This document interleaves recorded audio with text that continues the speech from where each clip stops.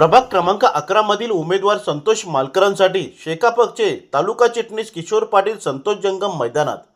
खोपोलीतील नगर परिषदेच्या निवडणुकीतील वातावरण दिवसेंदिवस बदलत चालले आहेत.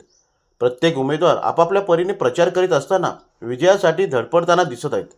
पक्षाचे नेतेही खोपोलीत वारंवार भेट देत असल्याने वातावरण अधिकच तापले असताना प्रभाग क्रमांक 11 मधील उमेदवार संतोष मालकर आणि शिल्पा मालकर यांच्यासाठी खालापूर तालुक्यातील हुशार व्यक्तिमत्व असलेले आणि शेकापची तोफ असलेले तालुका चिटणीस किशोर पाटील आणि संतोष जंगम हे खुले मैदानात उतरले आहेत.